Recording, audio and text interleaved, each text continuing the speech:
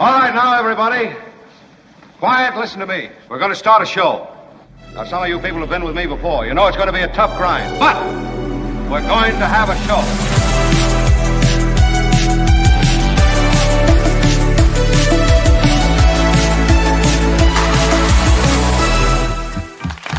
And hello all. Wow, what a great, warm, and remarkably, well, might I say, unrelenting recorded reception. Thank you. Is that I feel like President That's... Trump at the Pentagon or Quantico, where he was. What's that, Kim? Is that a new applause? Because that sounds like that was a longer lasting applause. It was longer lasting. It's the new Mark Thompson show, longer lasting applause, which I like. Thank you, guys. You made your point. All right, thank you. Everybody, please be seated. What a show we have. Yeah, I'm going to shoehorn in the latest as my Lord and Savior, Donald Trump, and his right-hand, handsome, sharp-jawed pal, Pete Hegseth, made their big address before all the generals. I mean, why have a Zoom call when you can make everybody get on a plane and actually show up and do your flex in person? Yeah, that's what I say.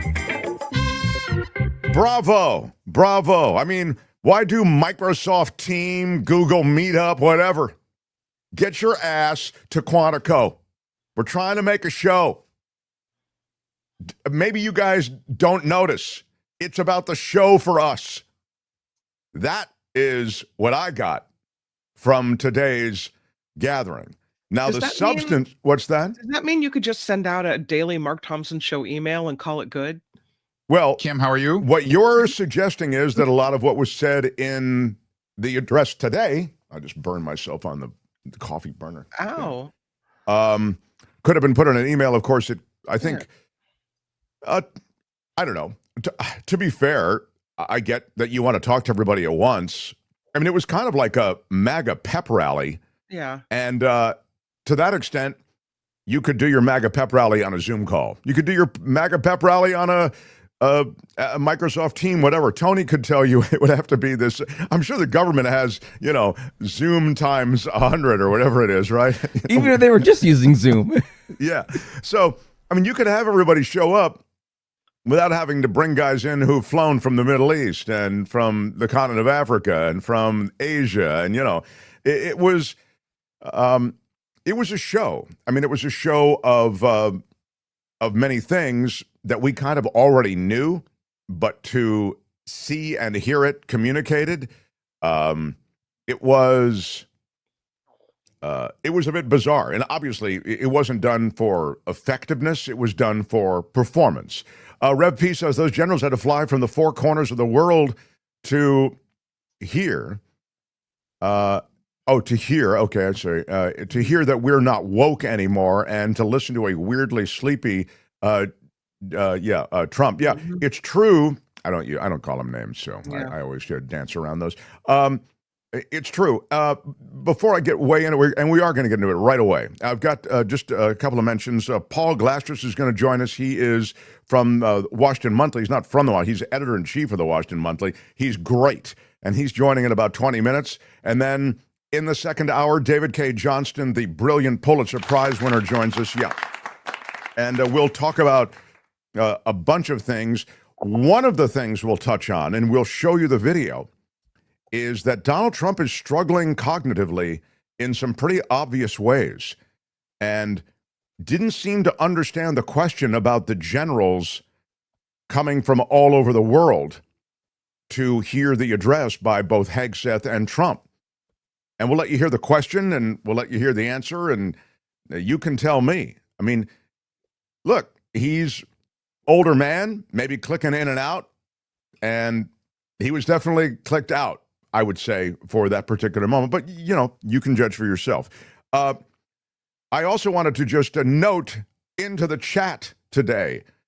First was Tammy. How about Tammy first into the chat?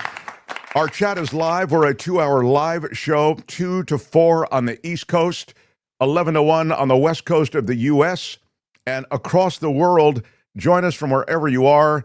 And again, if you're living somewhere else besides America, I want to apologize for everything going on in America right now. All right. Lisette.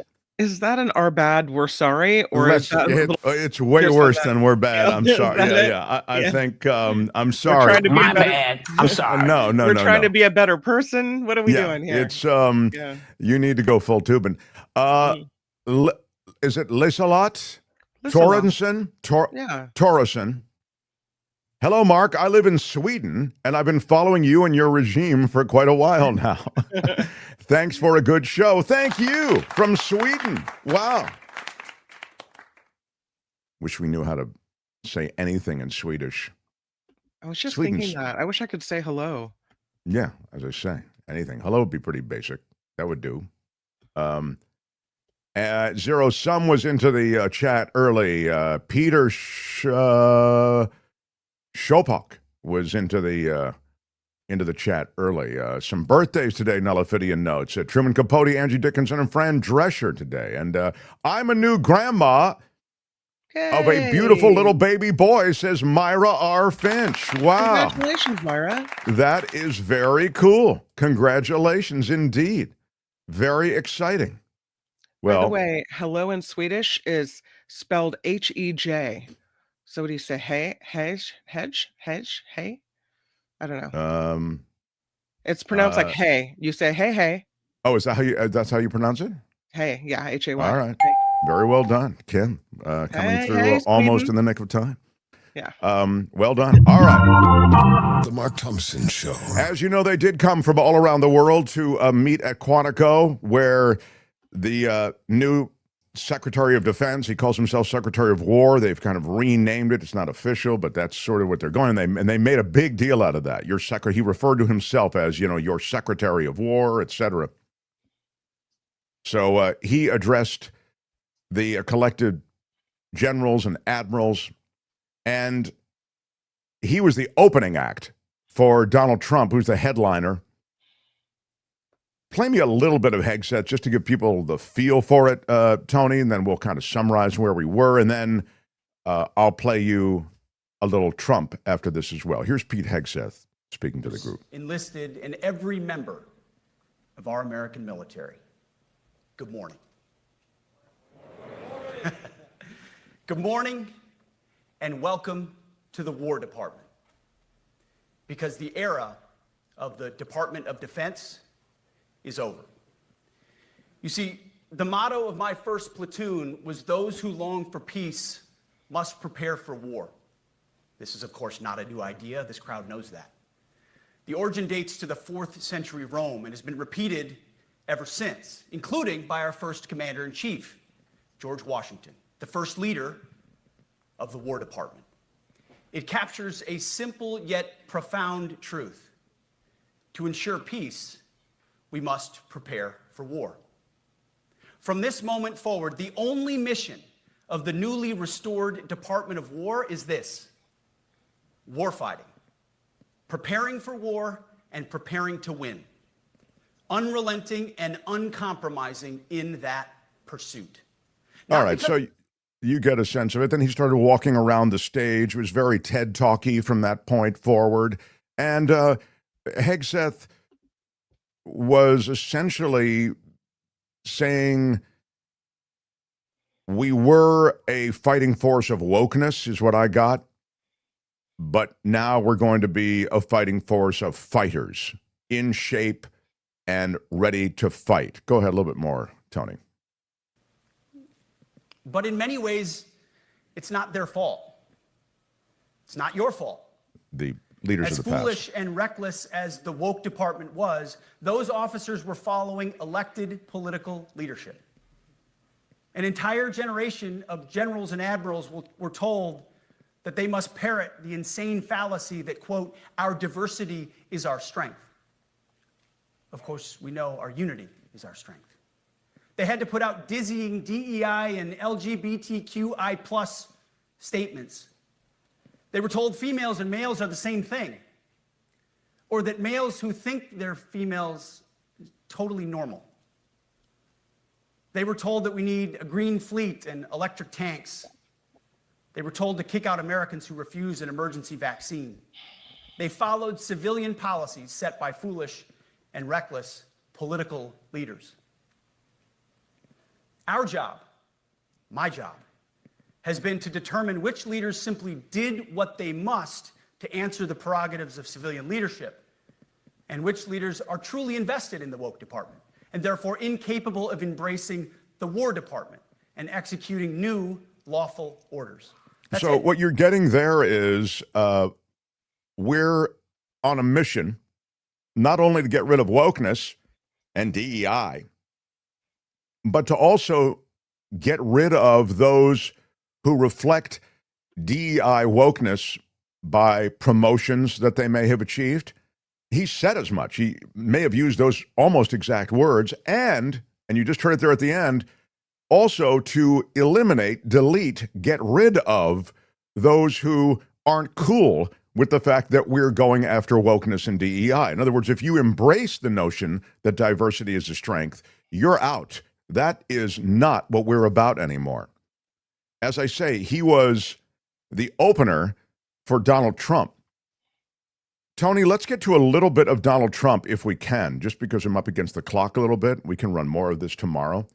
But here is Donald Trump speaking before the group, and we'll skip around a little bit.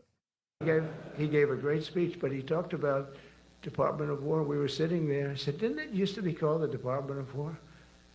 And he goes, yes, sir. They changed it like in the early 50s. So we won the First World War. We won the Second World War. We won everything in between and everything before that. We only won. And then we went away woke. That was probably the first sign of wokeness. And we changed it to defense instead of war. And I said, what do you think? How do you think if we changed it back? Would that be a nice idea? And Pete loved it immediately. Some people thought about it. You know, they gave it a little thought. But in the end, we did it. And I have to be honest, it's so popular. I thought it would be met with fury on the left, but they're sort of giving up, I must be honest with you. They've had it. They've had it with Trump. They've been after me for so many years now. Here we are. Here we are. Come to the White House anytime you'd like. No, they've given up. They're bad, a lot of bad people. But all over, it's been so popular. It's been very popular. I really thought that we were going to have to sort of fight it through. There's been no fight. There's been no fight. Like what I called the Gulf of America, the Gulf of America, because to me it was always the Gulf of America. I could never understand. We have 92% of the frontage, and for years, actually 350 years, they were there before us. It was called the Gulf of Mexico. I just had this idea. I'm looking at a map, I'm saying, we have most of the frontage. Why is it Gulf of Mexico? Why isn't it the Gulf of America? And I made the change, and it went smoothly. I mean, we had a couple of fake news outlets that refused to make the change. And then one of them, AP, took us to court, and we won. And the judge, who was a somewhat liberal judge, said, the name is the Gulf of America, because AP refused to call it the Gulf of America. They wrote, they're not a good outfit, by the way. They call it the Gulf of Mexico. I said, no, the Gulf of America is the name. And the judge actually said that, in fact, you can't even go into the room because what you're doing is not appropriate. The name is the Gulf of America. Google Maps changed the name. Everybody did, but AP wouldn't. And then we won in court. How about that? Isn't that so cool? Okay, and imagine now you're a top general or admiral, and all of these top generals and admirals in command around the globe and their top enlisted advisors traveling thousands of miles. They're at the Marine Corps base in Quantico, sitting, waiting, and listening to that. I mean, it was a festival of that kind of thing. Embarrassing. Play me another clip, if you would, Tony. Of course, he bags on Biden through a lot of it. And, I mean, it felt very campaign speech. It felt sort of MAGA 101. Like if you've seen any clips of a Trump rally, you've seen this speech already. You didn't need to fly across the globe for it. But in between all this rambling, ranting weirdness, he starts talking about that using the National Guard and deploying them into American cities is right. I'm going to get to that. Yeah. Absolutely right. Go ahead, Tony. Play the next clip if you would. Just about our safest city in a This is period what of Washington, a month. D.C. is talking We had about it now. under control in 12 days, but give us another 15, 16 days. It's perfect. And people other than politicians that look bad, they think, the Democrats run most of the cities that are in bad shape. We have many cities in great shape too, by the way. I want you to know that. But it seems that the ones that are run by the radical left Democrats, what they've done to San Francisco, Chicago, New York, Los Angeles, they're very unsafe places. And we're going to straighten them out one by one. And this is going to be a major part for some of the people in this room. That's a war too. It's a war from within. Controlling the physical territory of our border is essential to national security. We can't let these people in. We had no people enter in the last 4 months. Zero. Even I can't believe that. We had millions coming in, pouring in. 25 million all told. And of those 25 million, many of them should never be in our country. They would take their worst people and their people from prisons and jail, and they'd put them in a caravan and they'd walk up. CNN was interviewing one person. Oh, why are you coming? I want freedom. Good. Were you in jail? Yes. For what? Murder. I said, you had to see this anchor, a young woman. She's like, I couldn't believe. She'll probably lose her job, but because the left doesn't want to hear that. But we're running it based on common sense and based on love of our country. But I want to salute every service member who has helped us carry out this critical mission. It's really a very important mission. And I told Pete, we should use some of these dangerous cities as training grounds for our military, National Guard, but military. Because we're going into Chicago very soon. That's a big city with an incompetent governor, stupid. They threw him out of his family business. He was so stupid. I know the family. He becomes governor. He's got money. Not money that he made, but he ran for governor, he won, and now he criticizes us all the time. And last week they had 11 people murdered, 44 people shot. The week before that they had 5 people murdered, 28 people shot. Every weekend they lose 5, 6. If they lose 5, they're considering it a great week. They shouldn't lose any. And that's him talking about Chicago, of course, but you heard the key part there, which is that they should look at America's cities as a proving ground, as a training exercise for the military. It is offensive, outrageous, grotesque, unconstitutional. It is prohibited by the Constitution. And yet, you hear it spoken of openly. So there was a lot there, and there's more. And if we get to a moment or two toward the end of the show, I'll share that with you. But I wanted to give you a snapshot of what was going on this morning. We sort of scrambled to give you a little bit of Hegseth and a little bit of Trump, both the insanity and also the substantive aspects, as Kim was noting, and as you just heard, the idea somehow that in Trump's mind, there are 2 wars going on. The war on, at least as far as the military is concerned, the war on wokeness and DEI, and the war on liberal cities, blue cities, leftists. That was really very much on display. He talked about backing the military, the $1 trillion budget, which is something that, to me, is one of the worst brags in the world, that we spend $1 trillion in the military. It's outrageous. I mean, it's just, there's no organization that wastes money like the Pentagon. But imagine being a decorated general, admiral, military leader sitting there watching this guy who knows little to nothing about anything related to what you do, and having to just show the respect that's baked into your office as general, admiral, etc. It has to be, not to mention the fact that he aggressively tried to get out of the war and did get out of a military service. So I think the smarter ones in the crowd probably think, wow, he's someone who's used the military and continues to use the military as props, sending the military to the southern border to, for the caravan invasion in the first Trump administration, moving the military into Los Angeles during the protests there around immigration. I mean, and now, speaking of the military again in all these ways, and if you continue through the speech, he also talks about everything from nuclear subs and how just moving the nuclear subs into position was able to back the Russians down. You realize that he's speaking in a way that sort of suggests, as I say, that these are kind of things that are to be manipulated and moved around in such a way that just doesn't reflect the seriousness with which probably many in that room understand these things to be. I mean, these military assets are lethal, and there has to be a real seriousness about how they're treated. Hegseth went on, about, he wants the fighting force in tip-top shape.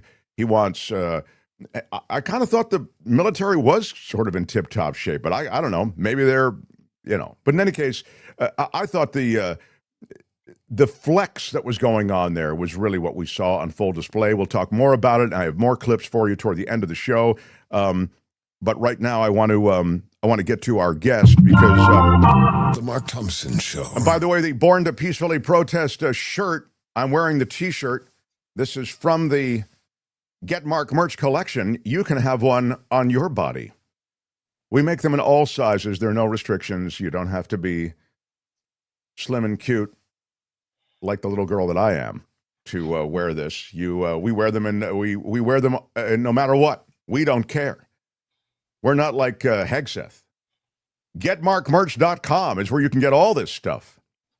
And I include, when I say, there it is, the Born to Peacefully Protest T-shirt, all designed by my darling Courtney.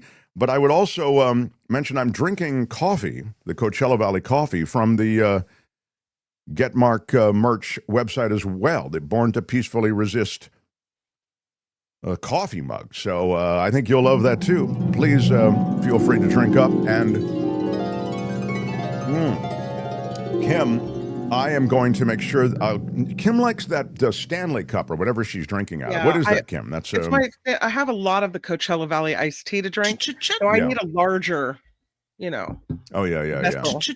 By the way, there is a chit mug. I'll send you one of those, Kim. I would like that. I would like that. I have to buy them the same way everybody else does. GetMarkMerch.com is where you get it. And anyway, you can get one of these shirts, and the Born to Peacefully Protest. They're all make love, not what is it? There are a bunch of those. Knock around the website. You'll a bunch of shirts that'll get you arrested in Portland. That's how it is. Make love, not fascism. That's it. Thank you. I like the 1984.5, the 1984 and a half. It's the George Orwell reference. You may have to explain it to some people, but I love also the lettering. It's very 1970s, whatever. It's kind of that.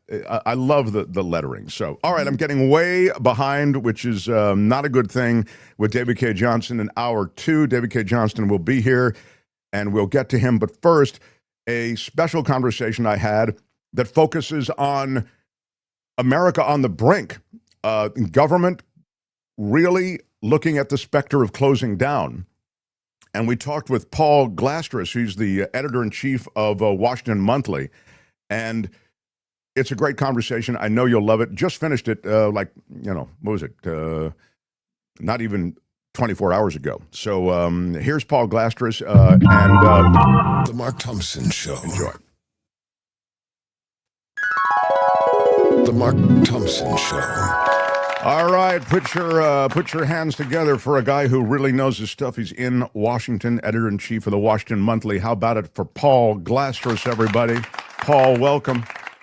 Seem like you're just the perfect guy for the moment, because I will get to a lot of what you're doing in the Washington Monthy, which is some interesting reporting and talking about academics and the high wire act of academics at the highest levels these days, particularly. But we'll get to that in a second. I want to ask you about the chess match that's going on in Washington around closing the government, and if you can just take a measure of that for us.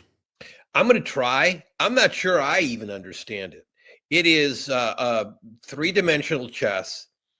The latest is that the president having refused to even sit down with the Democrats now is bringing the leader of the minority in the House and the Senate in with the majority leaders to hash over a plan. What the White House wants is to just have an extension for a couple of months, month and a half really, so that they can pass some full bills. And the Republicans are saying, look, we're not asking for any major changes in policy. We just want time. What the Democrats are saying is, you've frozen us out of all the negotiations. The very least that we want is extension of health care coverage. Millions of people will lose their health care coverage if we don't get these extensions. So the game in government shutdowns is to not get blamed for them. And what we have argued at the Washington Monthy, and we've gotten mostly have had a lot of positive feedback for this argument, but no one in politics has taken us up on our argument, which is walk away, Democrats. And the reason that we say that is you can't cut a deal with a president and a party that will then change the deal after you've signed it by saying, oh, those things that we said we were going to spend money on, we've decided unilaterally we're going to just change the deal. And we've been saying this for months. Just walk away. Let the Republicans, who have the majorities in both House and the White House, figure out how they're going to keep the government open. Yeah, the last part of that is super relevant. And it seems to me that the ability to step away from the blame on this is harder when you control all of Washington. And Yes. And what you need is all the Democrats to say, look, we cannot trust this president or his party to sign. The piece of paper that we sign isn't worth a dime because they'll change it unilaterally afterwards. In that situation, walk away. We can't negotiate. What has made that position of ours even more relevant is that at the end of last week, the Supreme Court had one of its sort of famous 6-3 decisions where they allowed Trump, without quite ruling on the merits, to just cut stuff, right? And so now you have the Supreme Court saying, without quite saying, but in effect giving the president the ability to sign a deal with the Democrats and then change the deal later. So, but that does not look like what the Democrats are going to do. And so I don't know where things are headed or whether a good result one way or another is achievable at this point. You know, the Democrats traditionally, sort of philosophically, have embraced government and that which government can do for you, you know, like healthcare and lifting you up for those who need a lift and this sort of thing. And the Republicans have, again, traditionally, philosophically, recoiled from government. And we'll talk to you about how government screws everything up and the bureaucracy is all trouble. And now I would say that Republican position has been, turbocharged by the crew, see Elon Musk, et cetera. So the idea then of a government shutdown serves the philosophy of the GOP more than it serves the philosophy of the Democrats. And might there be a constituency within MAGA and within the GOP that would embrace a government shutdown? Yes, 100%, 100%. But the public hates government shutdowns, just hates them. They make them nervous. They lose services. It makes it look like Washington doesn't care about them. Washington doesn't know what it's doing. No party wants to be anywhere near a shutdown. And Republicans have more often than not grabbed that third rail for reasons for the same reasons you just said. And while it's never really been proven to, have electoral voting consequences, because they usually don't happen right before an election, they're not helpful. And so yes, the Republicans have a philosophical alignment with government shutdowns. They talk about how great they are all the time. And the proper response to that is, it's yours. Own it. That's what Democrats should be doing. I don't know that that's what they're doing. Yeah, it's weird too. The pushback.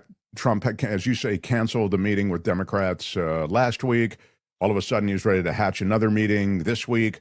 The idea somehow that what you're talking about could affect Trump, maybe not electorally, because I don't know what the future elections are anyway, but the idea somehow that, he doesn't like to look too bad in the public eye. And a government shutdown that kind of gets that stink all over him, he'll try, of course, to foist it on Democrats, but he might have some reputational harm associated with it. Yes. And I don't think Donald Trump wants to lose the House in next November. That will put a crimp in his style. It will lead to investigations which he doesn't want. It will be a loss he hates to lose. A government shutdown on his watch that gets blamed on him and his party will move the electorate closer to changing power in 2026. So he shouldn't want it, but as you kind of alluded to, I'm not sure he cares much. It's interesting. I was looking at a couple of headlines right before we came on. There was a, how you get your alert on the phone, and I thought, this is media messaging of one sort or another. And the two different headlines were, one said, Democrats fail to reach deal with White House on shutdown. And the other just said, no deal yet on shutdown. But so one of them was speaking in such a way to suggest it was the Democrats' fault, right? They couldn't reach a deal. Yes. Isn't it? You could have easily said Trump fails to reach a deal with Democrats, which is probably closer to the truth, You could. Yeah. but this is why we've been saying, walk away, saying we are not going to negotiate. We're just not going to do it. You all have the majority. You all won't negotiate. You all have signaled that any deal isn't a deal. Fine. Go do it yourself. Now they're negotiating, right? Now they're going to the White House, right? And if it doesn't happen, Democrats either share blame or get the blame. That was what we were telling Democrats they should avoid, but that's just not how the politics worked. Yeah, and you make that point in Washington Monthy. Just some of the things I've read along the way say, hey, there's usually shared blame at a government shutdown. It's going to be interesting to see how it's more than interesting. I mean, super important how it all shakes out. But usually there's a stink on all parties associated with it. And as you say, nobody's happy. I don't know. It's a sad thing because there are real casualties to all of this, Paul? Yes. And government, the president is saying he's going to use this as an excuse to fire tens of thousands, I don't know, hundreds of thousands of federal employees. He's already fired a bunch and not been held accountable for it. Services will not be rendered. People will be hurt. This is why we shouldn't have government shutdowns. But alas, looks like we'll see. Something might happen tonight and we might get a deal. How do you assess what's happening in America, Paul? You guys cover so much of the legislative agenda, how things have shifted in Washington, just the disposition of this White House toward so many different issues and international stage, et cetera. Just give me a state of the state from where you sit. The Republican Party has had a coup from within, from a building wave of Republican voters who agreed with the old Republican policy trinity of low taxes, small government, and military strength for a while, but whose interests were not being met on a whole lot of other things, primarily economic, but also cultural. And everything that's happening in American politics is due to the coup.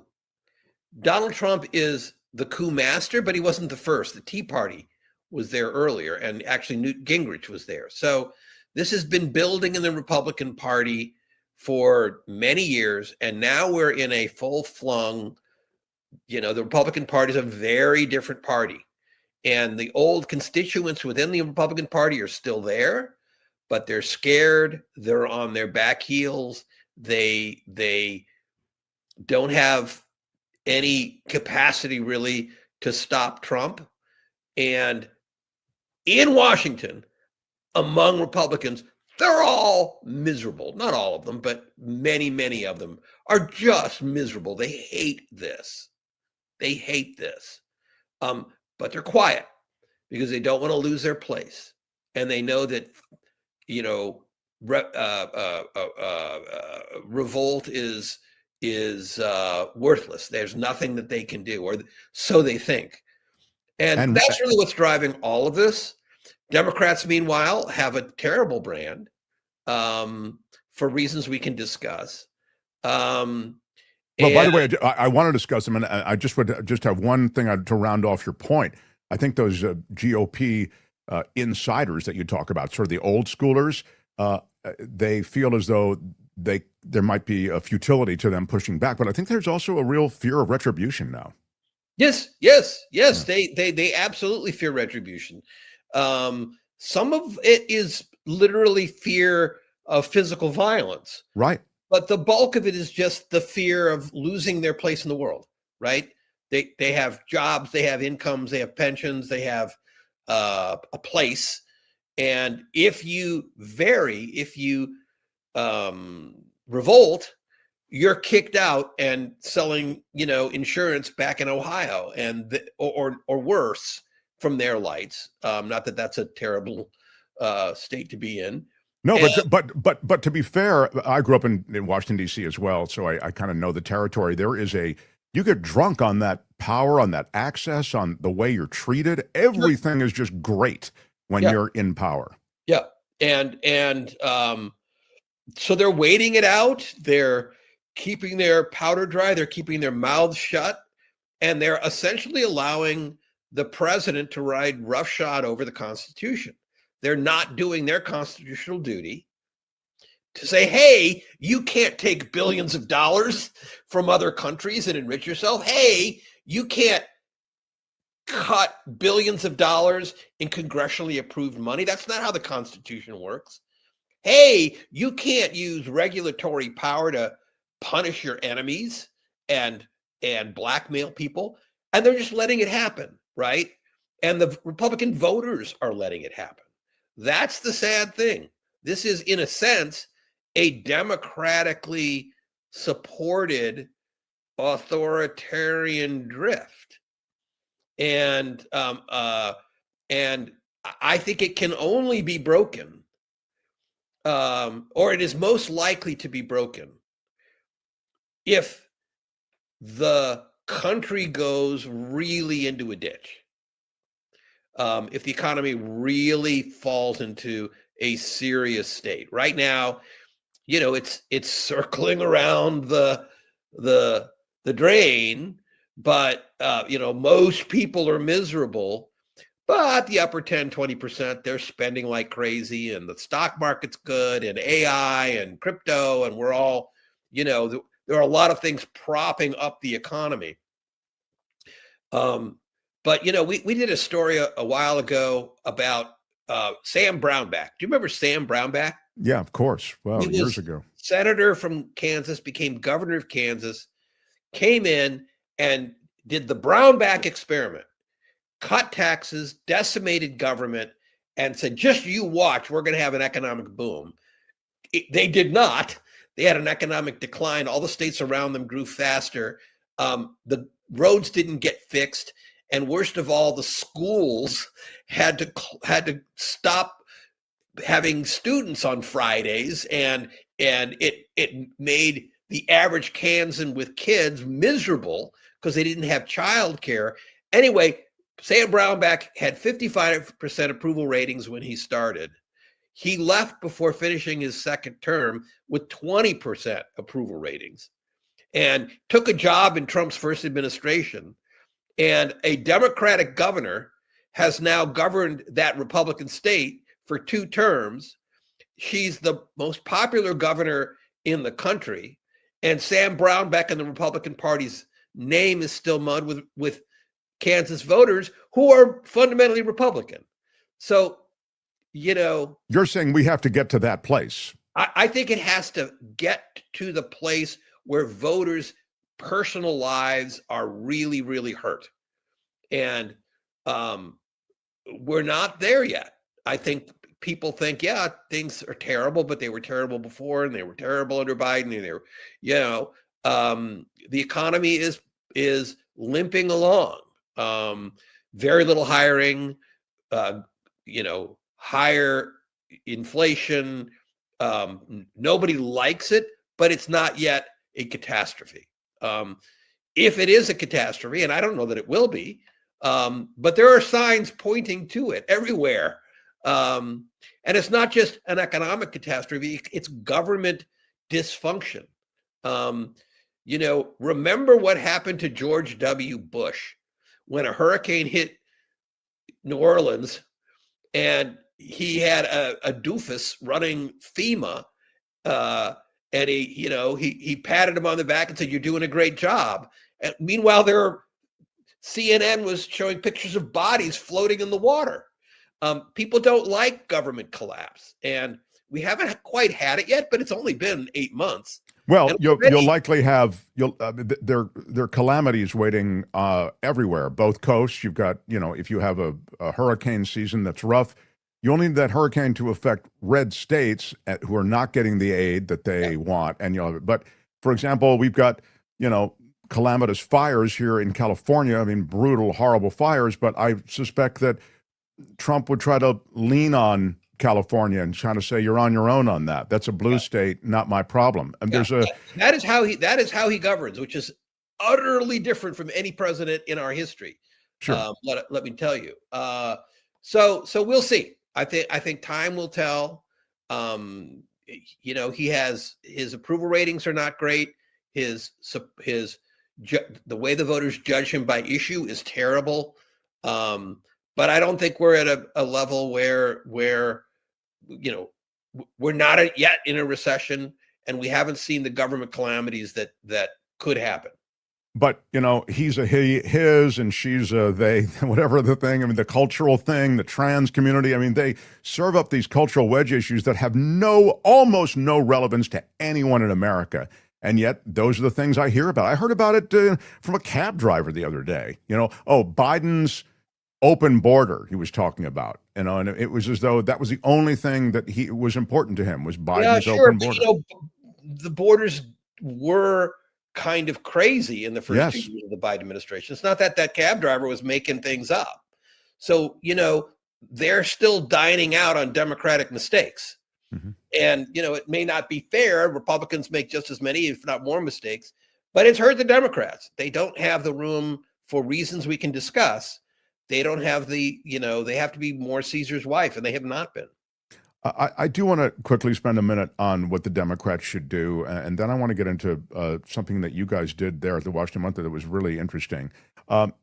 What Democrats should do, I think they should lead on some level with corruption.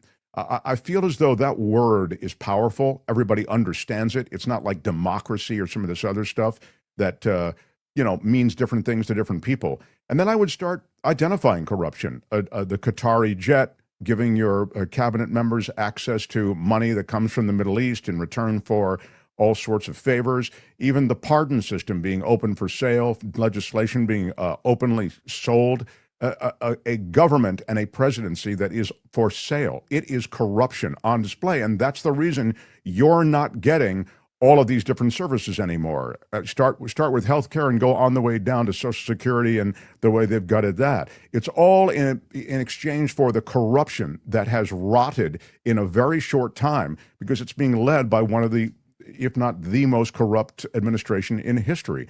I feel like you could lead with that and pound that and really make some acreage with that plan.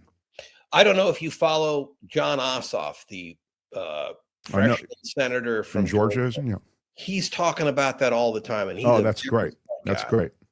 The one thing that he does that I think is worth you keeping an eye on is he doesn't say it's one party, right? And I think if you say it's one party, you lose a lot of people. He says, look, ever since Citizens United, mega wealthy individuals and corporations have been buying government access and shifting policy in ways that hurt average people. And, he definitely hits hard on the examples of corruption from the Trump administration, but he puts it he frames it as a systematic thing. And I think that's probably the better way to do it. Agreed. And yeah, but I agree. I think through the lens of corruption, you can connect to the other issues, the really big issues that are bothering people, which are primarily affordability, right? Yeah. Which in the end goes back to allowing corporations to have too much power in the marketplace and in Washington. Yeah, Citizens United essentially kicking the door open to the kind of corruption that you're talking about. So, yeah, the oligarchs, the billionaires' boys club that is Trump's cabinet, it's a wide open door. It is right there. And the only reason the Democrats can't walk through it is their donors don't want them to. Yeah, see the fact that the corruption's on both sides. I mean, the system is awash in money. And look, they don't want they're fine with like trans rights. They're cool with the trans, but they kind of like their monopolies, right? This is how they made their money. They like consolidation in Hollywood. They like consolidation in the media. They like consolidation in tech. They like consolidation in railroads. They like consolidation in healthcare. That's why they're billionaires, right? And when, certain Democrats come along and say, it's about the monopolies, man. They're screwing entrepreneurs, they're screwing workers, they're screwing, families trying to get by. The donor's like, nah, I'm not sure you should go there. That sounds like it's anti-business, and we don't want to ruffle the feathers of business. And it's not, right? Business is not mega billionaires. Business is the guy who owns the gas station down the street. He's a businessman. He's the one people care about. They don't care about the tech. Sure. Yeah. It's and the gas station owner down the street is one of the guys who voted for Trump because there was that notion, and I think it was really sold well, that small business people, you've got to vote for Trump. Some of them, a lot of them are, from India and Pakistan, and they don't bought into. I mean, I know some of these people. I mean, sure. It is true that a lot of entrepreneurs have traditionally trusted the Republicans, but that's because Democrats don't have policies and messages for entrepreneurs.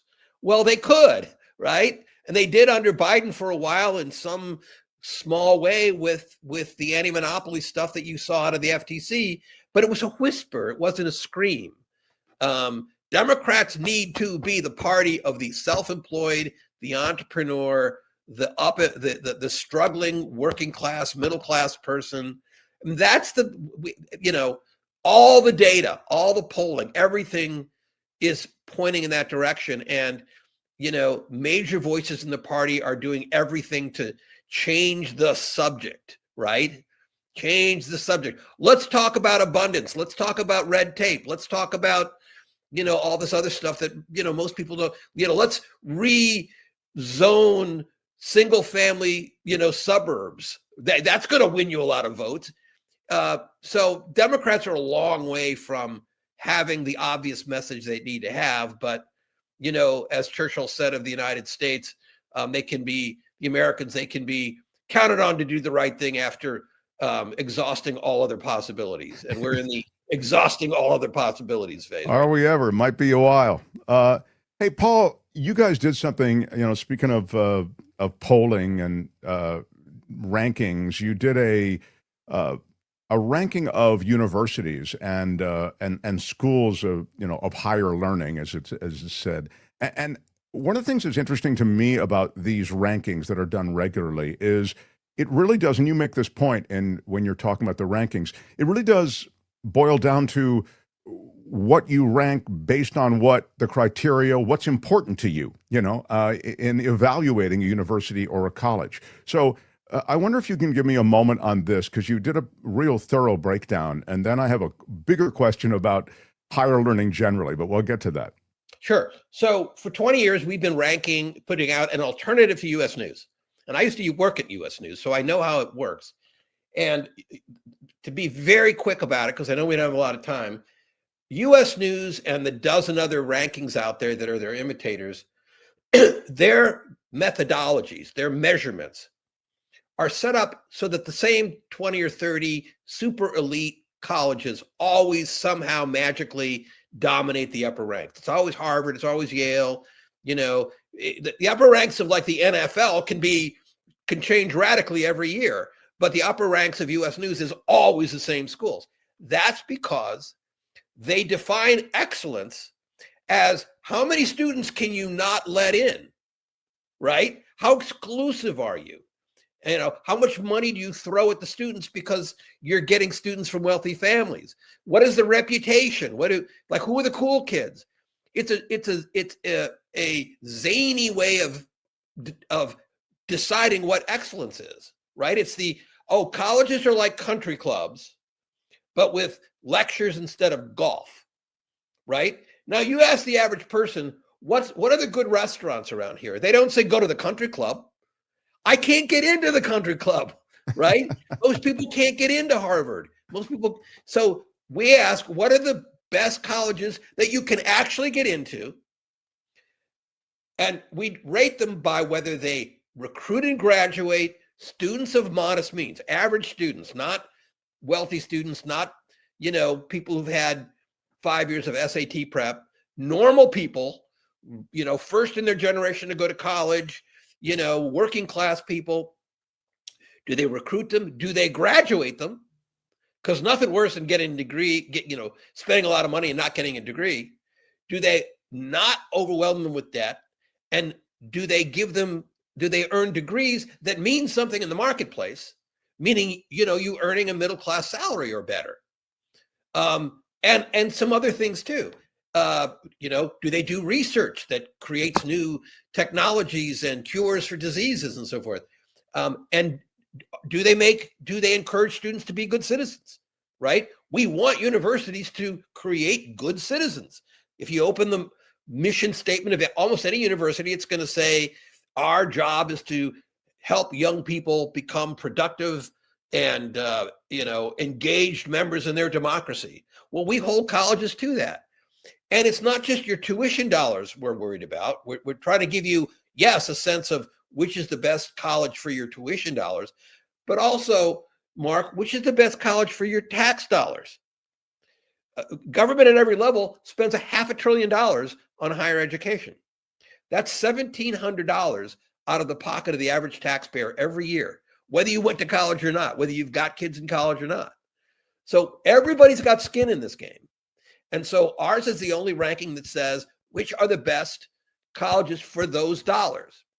And the end result is a very different college ranking. U.S. News, every year, and they came out with their rankings last week, and the same damn thing. It was Harvard, Yale, Stanford, MIT, Berkeley, University of Michigan, Duke, blah, blah, blah, blah. Here are the highest ranking elite school in our ranking, the Washington Monthy best colleges for your tuition and tax dollars, was Princeton, and it was only at number 5.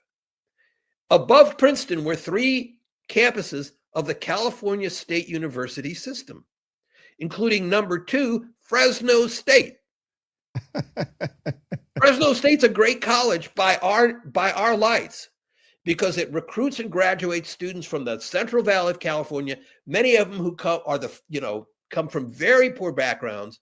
And by the time they get out, they haven't spent too much money on tuition. They haven't taken on too much debt, and they're making good money. In fact, there are kids graduating from Fresno State who go to work for the agricultural companies where as kids, they were picking crops. Sure. Right? That's upward mobility. And then the number 1 college on our ranking is one I guarantee 99% of your listeners have never heard of, Berea College in Kentucky. Fabulous college. They charge almost no tuition. Every student has a job on campus that helps lower the cost. The kids leave. It's very academically demanding. It was founded in 1855 by abolitionists and was the first college south of the Mason-Dixon line to educate whites and blacks together.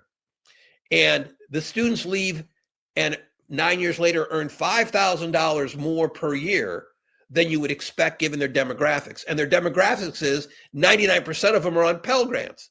Wow. They're lower middle class, poor kids from Appalachia, and they get a fabulous education at a low price, right? So the top 30 schools in our ranking, half of them are schools like Fresno State or Berea. The other half are the ones that you've heard of. So it's just a different definition of what college is supposed to be, a different definition of what excellence is in higher ed. That's just terrific, a terrific breakdown. I'm so out of time here, but I was just going to ask you quickly about how you do it. Like, that seems like a heavy lift to do the kind of investigation that you've just described with all of these. We work all year on it, and we get a lot of support from some good foundations, and this year we really did break through, and the timing is really good, Mark, because this falls into everything else we've been talking about on this program, right? Democrats, both parties, are struggling to get a politics that gets right with the average person, right? And, this obsession with wealth and giving more advantages to people with already have advantages and screwing everybody else, that's why we're in the position we're in. Yeah. And our rankings are about, and we get bipartisan support for our rankings. It's not just a Democrat or Republican thing. Oh, it seems laudable, regardless of, the political leaning you have. We'll have a link to it and a link to Washington Monthly also under this video, of course. So you can just click through and see all of this. You can subscribe, by the way, if you want, through that same link. Please do. And you can sign up for our email newsletter too, right there at WashingtonMonthy.com. Yeah, WashingtonMonthy.com. What I was going to ask you, and this is maybe too big a question here at the end, but I was going to ask you about the value of higher education these days. I mean, I'm seeing so many, just because it's relevant to what we were just speaking of, I'm seeing so many entrepreneurs and people who jump right into the workforce, can't afford higher education for whatever reason, or feel that they can't afford it. And there are any number of reasons that, people, jump right into the water, sometimes successfully, sometimes not. How is the nature of higher education? Again, sorry to ask you this question that we have very little time for you to answer. How is it changed so that today it still has value? Look, the price of higher education over the last 30 years has about doubled. So if prices keep going up, the value of the thing goes down, right? Like a Toyota is a good buy at $30,000. It's not a good buy at $150,000, right? It's still the same car. But there are colleges out there that don't charge that. And just go to Washington Monthly and look at our upper rank. There's a lot of good deals out there. But a lot of the decline in the support of higher education is frankly political, right? Because for the first time, ever, well, certainly in decades, one party overwhelmingly represents the non-college educated. It's the Republicans. And so they're driving an anti-higher education message. And Democrats are now the party of people with college degrees. And so you're seeing that difference there. But every one of those Republicans, or not damn near all of them, want their kids to go to college. So there's an aspect of hypocrisy there. But it's not as if there's not problems. It's great to visit with you. We should do this again. We should do it more often. So we'll let's keep the lines open. As I say, link to all of your stuff, Washington Monthly, underneath this video. And I wish you the best. You're a clear thinker, and I'm so glad that you're still pumping there, and you guys are doing so well. Congratulations. Thank you, Mark. Thanks for having me on. Of course. Appreciate it. All right. See you, Paul Glastris. Thanks, Paul. Right on. The Mark Thompson Show. So cool to talk to Paul, and we'll get to David in a second. Before we get to David, please smash that like button. I know it's with your crazy, iron rod. but if you give us thumbs up, it helps elevate essentially our show, and we end up in feeds that otherwise don't even know we're here. So smash it like a boss. Smash it with your iron rod. And we can get on with things. This guy is a remarkable public intellectual. He is the co-founder of DCReport.org, best-selling author, Pulitzer Prize winner, and now professor at RIT in Rochester. How about it for the great David Cay Johnston, everybody? Look at you. Good to see Paul Glastris on with you. I just wrote a book review for his magazine that I hope they have out soon. And thank you. It's the first time I think anybody's ever called me a public intellectual. I think it's I think it may be the first time I've done it, but I've thought it for a long time. I think the title very much applies to you. So, David, I want to jump right in. I'm going to play you some clips from the Trump remarks in front of all of the collected admirals, generals, etc. But before I get to that, I want to play you a clip from the Oval Office back and forth. This is prior to that, when Trump is asked, because you talk about his state of mind and his general, physical condition. You mention that from time to time. And this was a moment where it did seem as though he didn't understand a question that was so related to something he was going to be doing in like 12 hours later. It was a question about, what are you going to communicate to all these generals? And well, here's Tony. Tony will play it for you. Go ahead. Secretary Hexel is inviting military leaders from all around the country on Tuesday. Will you also be there? From all around the country to what? To Virginia. He's inviting the generals and admirals to Virginia for a big meeting. Well, I know. I love it. I mean, I think it's great. Let him be friendly. Let him be friendly with the generals and admirals from all over the world. Why is there something? No, but is there something wrong with it? What is it about? Will you be there personally as well? And what is it about? Well, I'll be there if they want me, but why is that such a big deal? I mean, the fact that we're getting along with the generals and admirals from all. Remember, I'm the president of peace. It's good to get along. It's good. You act like this is a bad thing. Isn't it nice that people are coming from all over the world to be with us? It's not particularly unusual that generals who report to the Secretary of War and then to the President of the United States are coming to speak with the Secretary of War. JD Vance. It's actually not unusual at all, and I think it's odd that you guys have made it into such a big story. Is it a big story? I don't think it is, sir. I would think it's no, but isn't it a good story? I mean, we're respected from all over the world as a military force. I rebuilt the military during my first term, even though we gave a chunk of it away to Afghanistan. But we're talking Afghanistan too, by the way, about Bagram and about that. But that's a very small amount compared to what we rebuilt it by. But I rebuilt the military, and we're very respected. We have the strongest military anywhere in the world without question. We have the greatest equipment in the world. We're selling the equipment to other countries. And a lot of generals want to be here, and they want to look at they're also going to be touring equipment sites. They're going to be talking about the newest weapons, et cetera, et cetera. But I think it's great when generals and top people want to come to the United States to be with our now called Secretary of War. Does everybody like the name? I do. Yeah. So go ahead, David. It did seem like you just checked out on the reality of what was going on. If there's any video that shows that Donald Trump is in serious cognitive decline, it's this one. Pete Hegseth ordered a whole lot of generals and admirals from all over the world to come to Washington. We don't know exactly what's going on, but the question was quite clear, and there were follow-ups to the question, and JD Vance inserted himself very smoothly, I thought, to make it clear that these were American military officers. And Trump keeps talking as if we have summoned generals and admirals from other countries.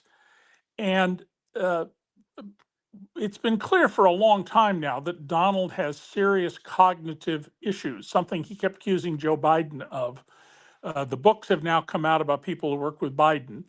And we know that, in fact, all of them have said basically they think he was solid in his judgments. None of them were worried about his judgments. And we now know also that he took an Ambien of all things before the famous debate where he was like a deer in the headlights. Why he would take an Ambien rather than a nap before the debate is difficult to fathom. But there was no indication of the kind of issue here where he couldn't understand complex issues. Trump clearly doesn't understand. And he drops back to talk about this nonsense idea that we're going to get back Bagram Air Base in near Kabul.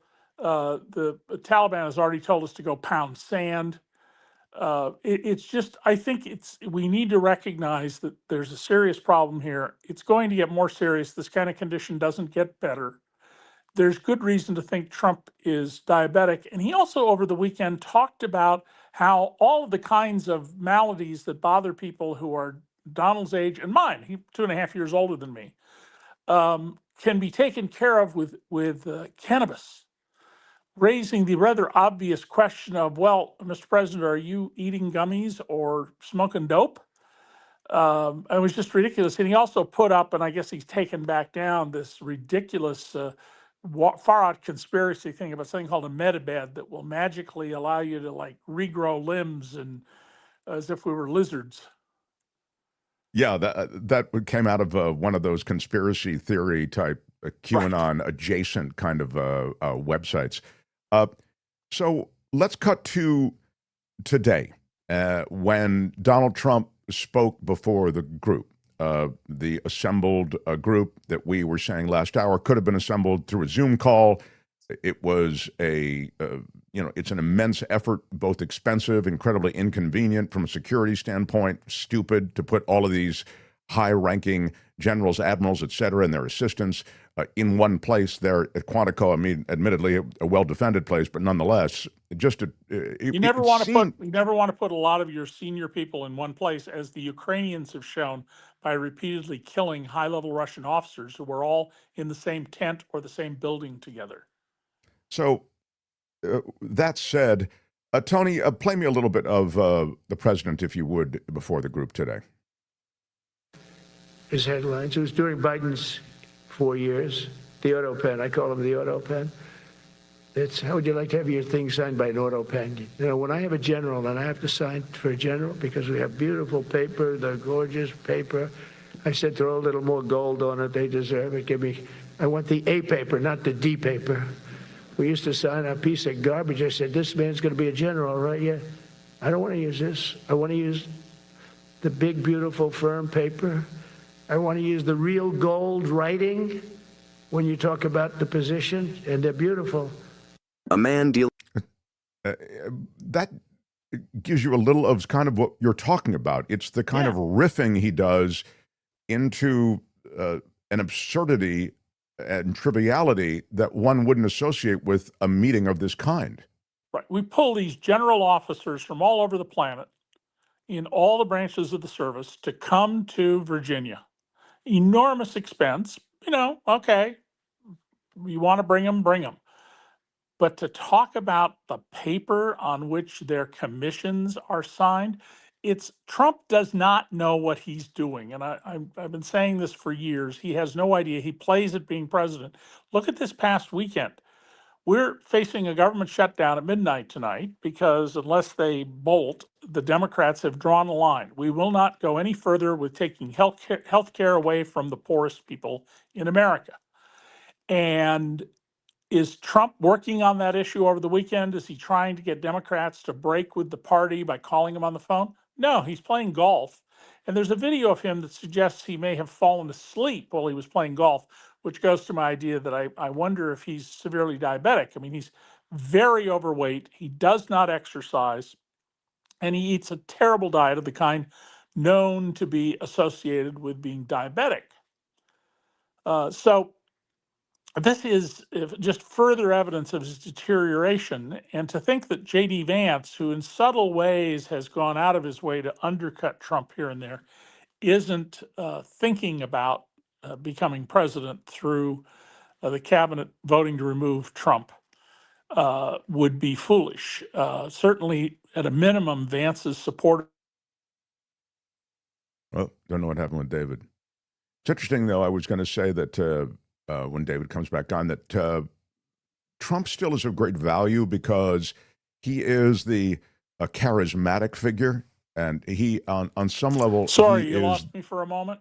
Yeah, lost you for a second. I was going to say, David, he's still Trump is, despite the fact that he's diminished, as you say, and maybe diminishing more by the hour, he's still a rallying type figure. There's a lot of gravitational pull to Donald Trump that I don't know if you see it in JD Vance. Now, it may not matter because they may have really gamed this out with everything from Palantir scraping. I'm waiting. Now I'm filling a little bit because I'm waiting for David to come back on. But from Palantir scraping and being delivered so much data on Americans, the Muskian creatures who went through databases and grabbed all of that data, scraped those databases, of everything from Social Security to the IRS. So you see the control of Americans, if you will. I mean, if you just want to get dark for a second, you see that happening independent of Trump. But I would still, then getting back to it, say that Trump's still a significant figure. I don't know if they want to get rid of him right away. He's a good hood ornament, even though he may just be, cognitively out of it. Yeah, I'm sorry you lost me for a minute. We're having internet troubles here. I'm talking to you on cellular. We've had presidents who couldn't function in the past. We know that Abraham Lincoln suffered from depression, and there were periods when he wasn't very active. And of course, famously, Woodrow Wilson had a stroke, and Mrs. Wilson was effectively the president of the United States for a period of time. We live in a different age. We live in an age of hypersonic weapons, nuclear weapons, other kinds of threats. But I don't expect any quick move by the Republican leadership to remove Trump. And they'll do so only after something very significant has gone wrong, something that even Trump's people have to recognize as a problem. And that's not going to be a crazy rant, an inability to understand a question, idiotic remarks of the kind you'd expect from a seventh grader. It's going to be something serious. That should also worry us as a people. I mean, let's remember, Pete Hegseth said we will stop trying to prevent the Russians from breaking into Pentagon computer systems. We have done a number of other actions that are putting our national security at risk. And I think that non-state actors, as well as states critical of us, aren't looking at this and thinking, I wonder if there's an opportunity to do something here. That's also would be foolish. Of course they are. Whether they will succeed or not is a whole different question. But this is not a safe time for our country, and it's because Donald Trump, A, doesn't know what he's doing, B, is obviously not well mentally. Well, the Chinese, I would think, just sit back and watch the implosion of America right now. Something else from the speech, just on that point. Tony, can you cue up again for David Cay Johnston, the piece about going into America's cities with troops and how essentially America's cities would be a training ground for many of these military troops. I thought that was an inflection moment in a meandering speech that was on and off prompter that got into the ridiculousness of kind of the basic MAGA campaign speech, dumping on Joe Biden, et cetera. He got to this, which I felt was substantive and speaks to his disposition toward the military and the American people. Go ahead. Nobody's been hurt. Washington, D.C. went from our most unsafe city to just about our safest city in a period of a month. We had it under control in 12 days, but give us another 15, 16 days. It's perfect. And people other than politicians that look bad, they think, the Democrats run most of the cities that are in bad shape. We have many cities in great shape too, by the way. I want you to know that. But it seems that the ones that are run by the radical left Democrats, what they've done to San Francisco, Chicago, New York, Los Angeles, they're very unsafe places, and we're going to straighten them out one by one. And this is going to be a major part for some of the people in this room. That's a war, too. It's a war from within. Controlling the physical territory of our border is essential to national security. We can't let these people in. We had no people enter in the last 4 months. Zero. Even I can't believe that. We had millions coming in, pouring in. 25 million all told, and of those 25 million, many of them should never be in our country. They would take their worst people and their people from prisons and jail, and they'd put them in a caravan, and they'd walk up. CNN was interviewing one person. Oh, why are you coming? I want freedom. Good. Were you in jail? Yes. For what? Murder. He said, you had to see this anchor, a young woman She's like, I couldn't believe.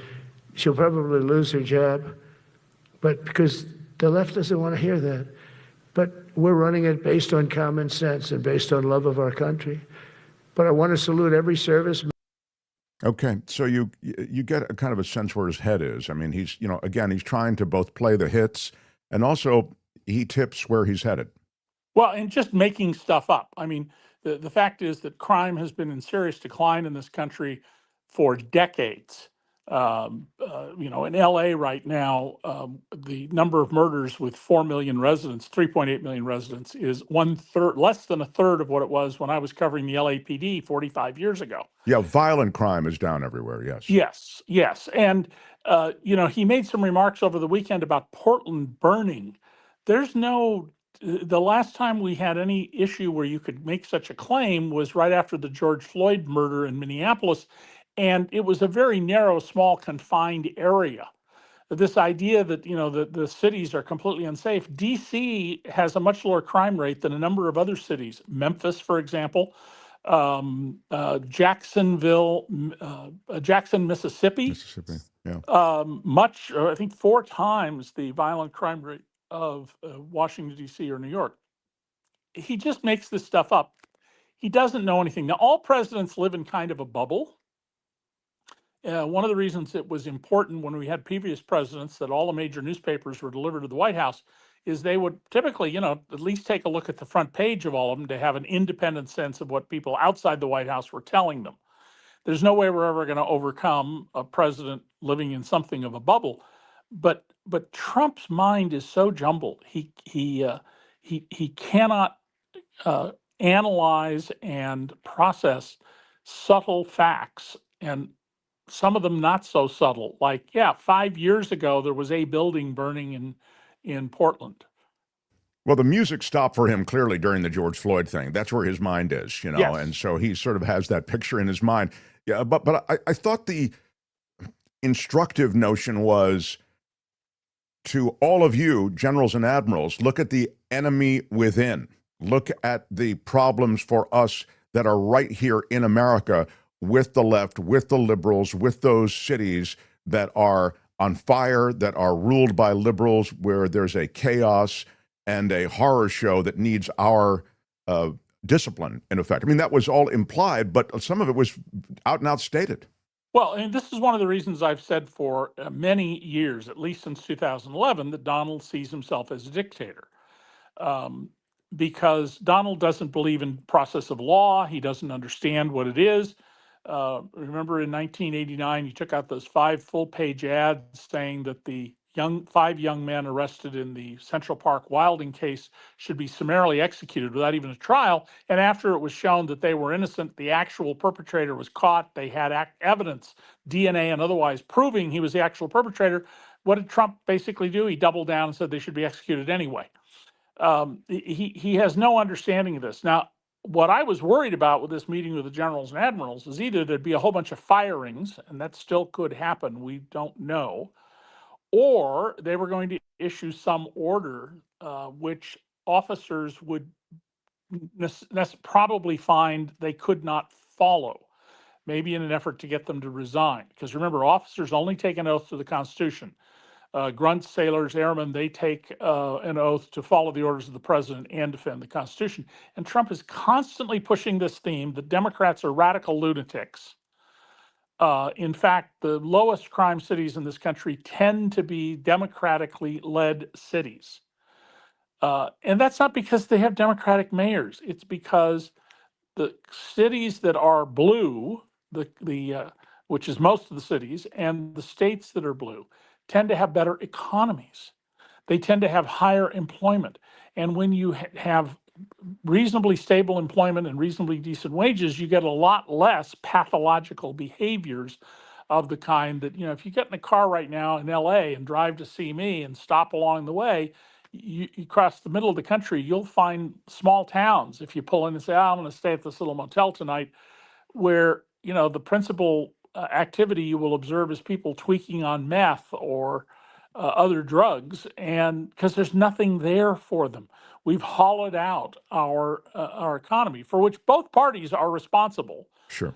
Without question, the Republicans started this with giving China most favored nation status in trading, but the Democrats run right along with all of this. They didn't stand up and draw a line in the sand like it appears as of right now they're doing today. But of course, there's got another, 11 hours. Well, from where I'm in the East Coast, 8.5 hours until the new year. And by the way, something very important happens tomorrow, Mark. You're saying until the government shutdown is possible. Yes, but Right. also the new fiscal year. The government's budget year is October 1 to September 30th. So tomorrow, ICE is suddenly flush with enormous amounts of money. And so some of these military bases I've mentioned to you where they had sent orders, you have to get ready for ICE to come, and they haven't appeared. And I've wondered, well, why? Maybe Trump backed off or something? No, it's because tomorrow's when the money arrives. What happens, David, if the government shuts down? What happens to that money?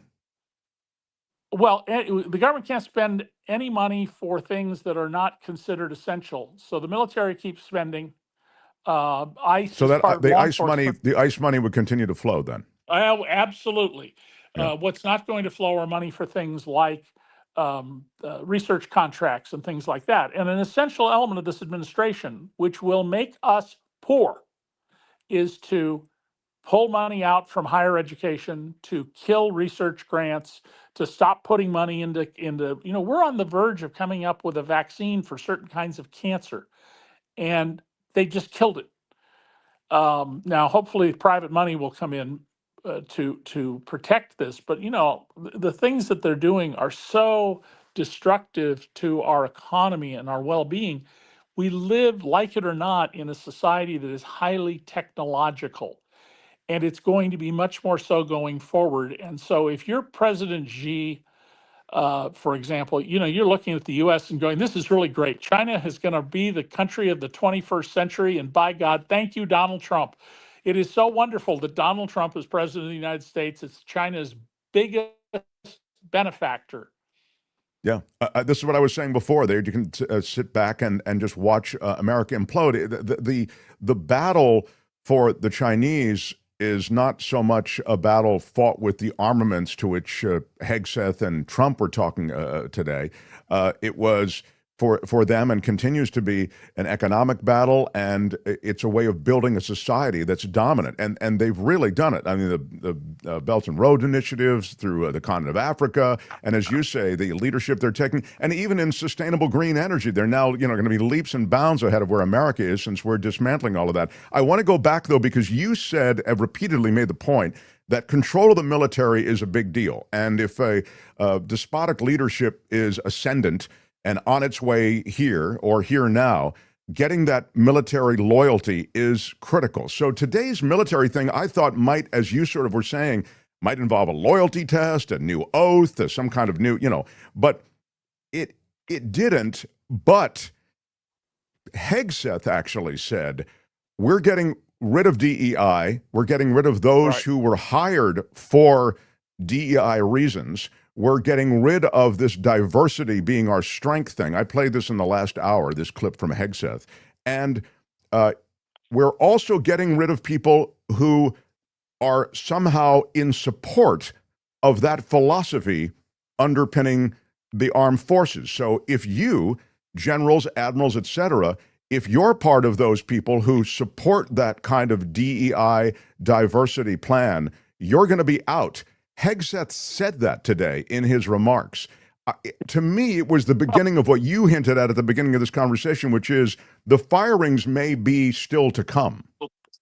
Yeah, I think they didn't call these people there simply to give them a talk. There's some larger scheme at work here. We simply haven't seen it play out yet. But the classic move, of course, for a dictator to consolidate power is you replace generals and admirals who won't do whatever you demand, regardless of their oath and their duty, with junior officers you promote out of order. We have seen Trump promote a couple of people out of order, and that it is absolutely essential that we keep the military non-political. In 1960, the military officers in the United States were roughly half Democrats and half Republicans. It's now overwhelmingly Republican, especially in the Air Force. We have a very serious problem in the Air Force that's been documented going back roughly 25 years. People who were getting ahead in the Air Force were connected with certain churches, and if you were a Jew, if you were a non-believer, your career was pretty stymied at the Air Force in many cases, not all cases, but many, because it's a huge organization. And so this meeting isn't over. And if it turns out something horrendous happens, maybe you and I can be on later in the week to talk about what it is, but things will flow out of this. This is also, here's something to think about. In 1950, the United States was close to 90% white people. Now it's less than 60% white people. That scares people who are racist, like Pete Hegseth, like Donald Trump. And so they're acting like they are scared. But notice something. We are incredibly wealthier and far less violent today as a multicultural society than we were when we were 90% white. The brain power in this country is in very good part because of people who have emigrated here. There's an Indian diaspora, and the highest educated group in America by far by religion are Hindus. The second highest group are Ashkenazi Jews. And then there's a huge drop to, it's one of the mainline Protestant faiths. I think Lutherans or Episcopalians, Presbyterians, one of those three. And then, of course, you get down Baptists, and they're at the bottom of the barrel here. And we have for now roughly 40 years been dumbing down our education. We've been not being as demanding about the development of young minds. So you have all these people who don't make a good living because they don't have a good education. Nobody is going to pay them high wages because their brains haven't been developed to make them worth that. They're angry. I feel terrible for them. This is a horrible thing that we have done to people. And it's understandable that they would say, oh, you elites, you went to college. Well, why do you get treated special? Because you went to college, you developed your capacity to do whatever field you work in, whether it's microelectronics, being a physician, or anything else. And we will have to down the road address this, or we cannot sustain being a democracy. That's going to be a very, very important issue in the future. That it's in that way that I thought it's so shocking to, in one sense, shocking anyway, to hear Pete Hegseth say that the old adage that diversity is our strength as a fighting force, he said that's gone and that's wrong, and we all knew it to be wrong, and now we understand that unity is our strength. Well, the two aren't mutually exclusive. You can have diversity in a fighting force that's unified. It was absurd to me, but he sold it, and he walked around the stage like it was a TED Talk this morning as he, emphatically, passionately stated these things that were clearly absurd, but they're of a kind. And I think the culling of the armed forces, it brings me back to so many conversations you and I have had, because you talk about that control of the military, and I just think, wow, they're going to Laura Loomer the military. They're going to go through social media. They're going to go through any kind of intel they can on their own people. And if there's any kind of wavering, they'll get rid of those people and put in loyalists. Right. And one of the things to think about here is, let me riff off Charlie Kirk for a moment. Charlie Kirk famously said, if you get on an airplane and the pilot is black, you need to be worried. Actually, no. If I get on a plane and the pilot is black, a woman, Latino, I look at them and go, well, they must be really good because they got past all of the white guys who don't want people who aren't white guys to be pilots. I mean, you don't get to become a pilot unless you pass rigorous qualifications for this. And that's been very true in our military. And, I don't want a military with a bunch of guys who are just sharpshooters who know how to fire a gun or properly calibrate their HIMARS artillery to hit someplace. You want general officers who are incredibly sophisticated people who, if we send you as part of the Africa Command, that you have a deep knowledge of the history of Africa. You know that the richest man in the history of the world was an African king whose fortune is bigger relative to the wealth of the world than anybody alive today. You know how colonialism affected the history of Africa, and you understand the reasons people do things that may seem bizarre to us only because they don't live in our culture. If all you have is a bunch of white guys who are smart with guns, what you end up with is you're eating a croissant. What's wrong with you? We eat toast. And that's not how you successfully run a military. It's not how you avoid war. And so we're this dumbing down of American culture has been terribly damaging to our standing in the world. It's a kind of toxic masculinity that seems to have leached into all of these different places. And the last thing I'll say on that, then I want to. We're having a hard time recruiting. We're having a very hard time, by the way, recruiting. They were kind of peacocking about recruitment numbers, but as usual, I don't know. It's imaginary. Because what they did is they've lowered the standards for you to come in. If you had gone down 25 years ago to a recruiting station, they would give you a test, and they don't use that test anymore. Too many people failed it. As he's dumbed down the demanding qualifications. Yeah, you're in and out, David. So pardon me for talking over you, but when you start to fade, I kind of jump in. The deal with the requirements and standards was sort of underscored today the other way, which is we're not going to take any more fatties here. We're not going to, everybody's going to be in tip-top shape. We're going to look good. No more beards. No more. I mean, it was unreal. It was unreal for its superficiality, yet somehow trying to elevate that superficiality to some significance. But that's just the final thing I wanted to say to round off what we heard and saw today is they really talk a lot about hardware. And of course, they talk about money. I think that $1 trillion that they talk about in the military budget is embarrassing and awful. But of course, it's paraded like a good thing as support. But it's the misplacement of those dollars to me, and the fact that, as you said, the technology has now evolved to the point that you need technological advancements that have little to do with the battleships you have and more to do with the technology you have. These wars are being fought and won with drones and with technology that's much more sophisticated than any kind of real power you're going to have from some of that other hardware. Well, we're still building $13 billion a ship aircraft carriers, and you can take them out now with a hypersonic weapon that you will hardly know is coming and can't do anything about. The nature of warfare has changed fundamentally. We've seen that as the Ukrainians have held off the Russians. Our goal ought to be to get beyond war. Not that I have any expectation that'll happen in my lifetime or even my grandchildren's lifetimes. But that should be the goal we're working toward, is to not have all of this money being put into weaponry and threats. But unfortunately, the leadership we have right now are people who they don't know what they're doing. They're not smart enough to do the job. And unfortunately, millions of people believe they're the smartest people on the planet. They're really fantastic geniuses. And that's because they don't have the critical thinking skills, because we allowed our education system to continue to operate with declining standards of performance. Yeah, and so much of it does seem theatrical and performative. I got to let you go to your, so I'll do the Daily Caller story without you, but love our time together.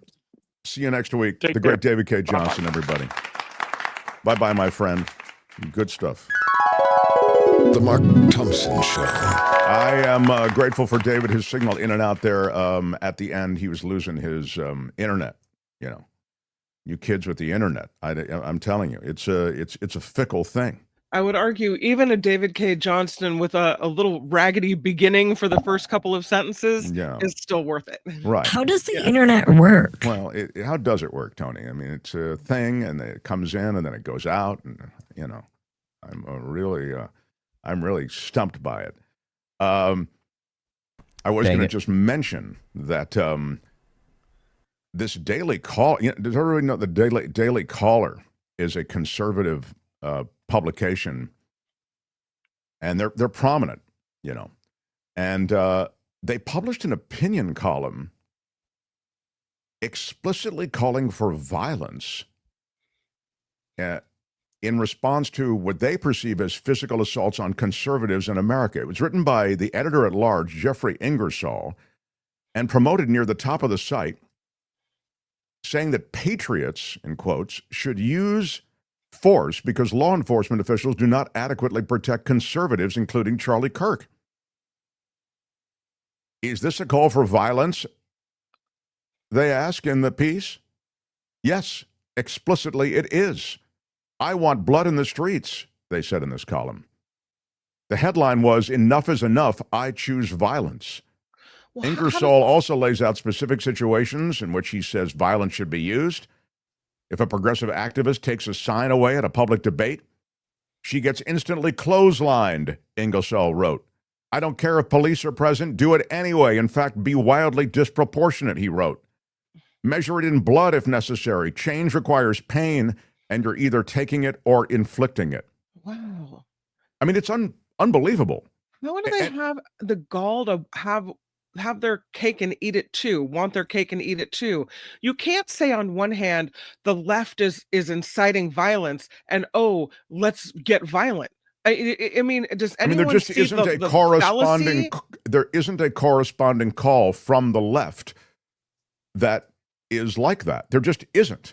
You can't find me a parallel on the left that in any way can keep up with the galloping calls for upping the battle against the left that you're seeing from the right. But that was the wave cresting. I mean, blood in the streets? Are you kidding? We know that there's no call on the left, but what I'm saying is, how can you have a conflicting message on the right? On one hand, violence is bad. We don't want political violence. On the other hand, go out and get rough with people and do what you got to do in blood in the streets. Like, how does that work? Where you have both sides, one side with both messages. Yeah, very, very true. Kim, how are you? Yeah. Get Kim going. I blame you. Yeah, and maybe it's my fault somehow, Kim. I'm sorry. I mean, I don't know. But I do know that The Mark Thompson Show. If you want a cool shirt like the one I'm wearing, Born to Peacefully Protest, we have a whole line of merch for you. I also have the Born to Peacefully Protest mug. I love this. And I'm drinking the Coachella Valley coffee from the mug, and it is... it's otherworldly. Delicioso.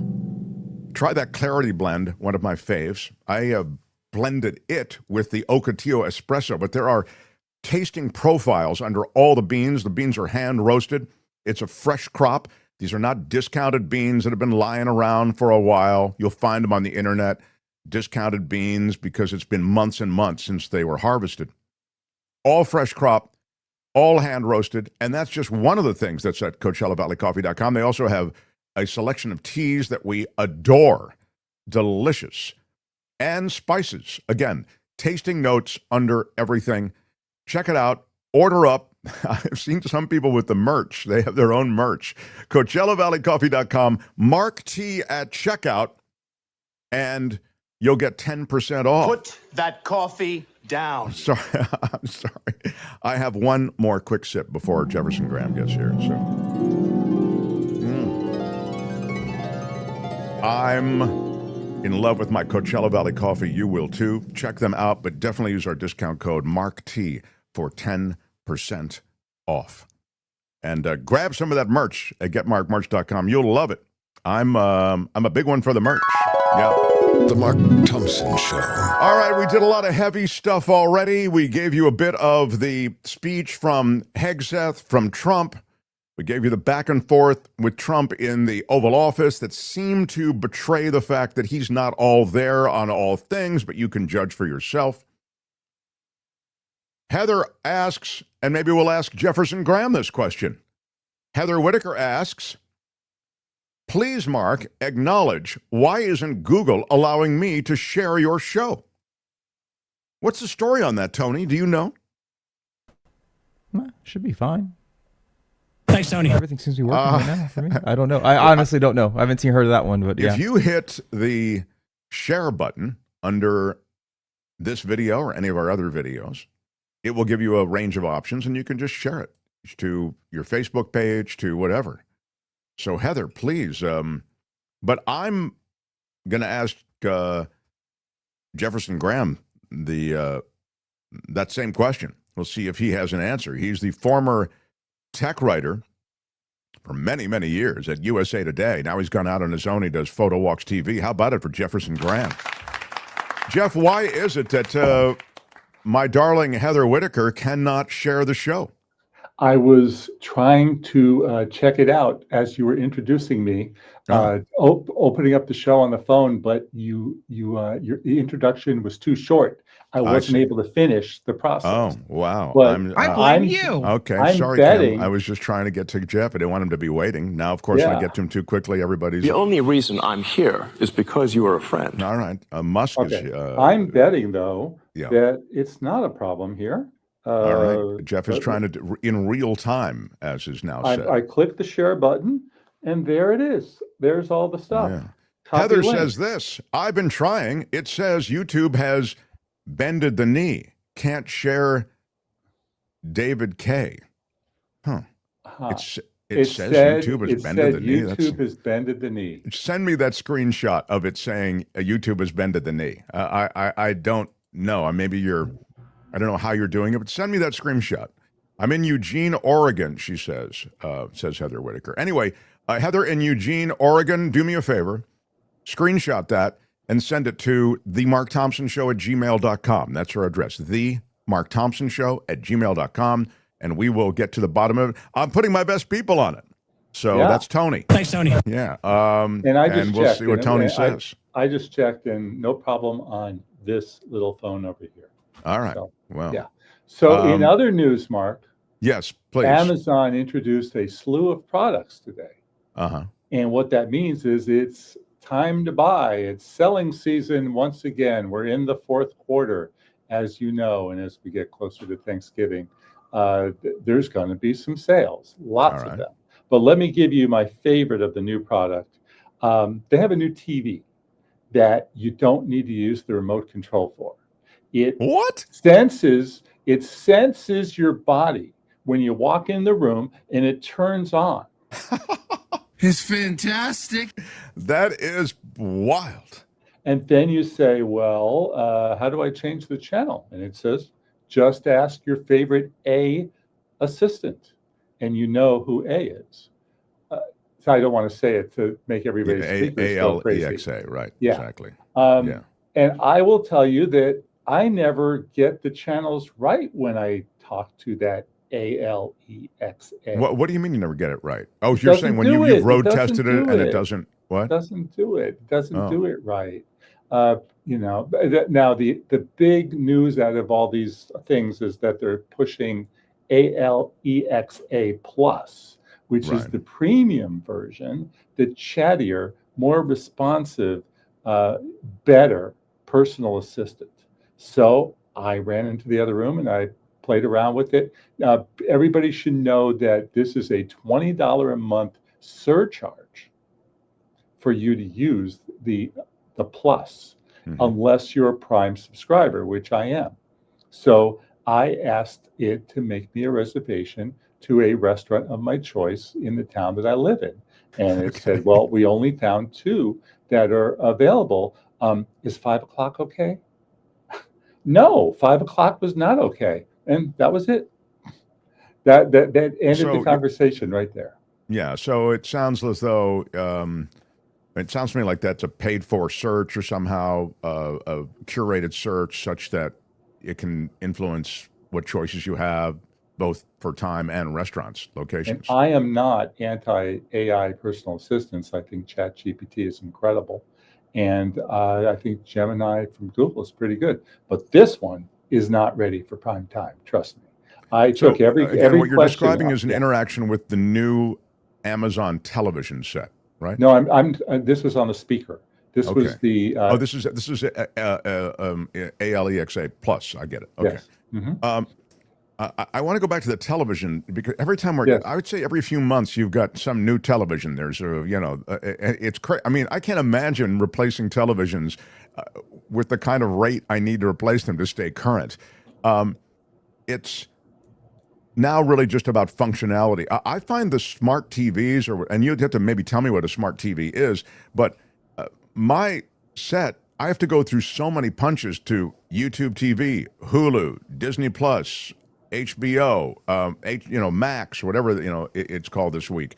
It just feels as though the seamlessness with which things are done is not there yet.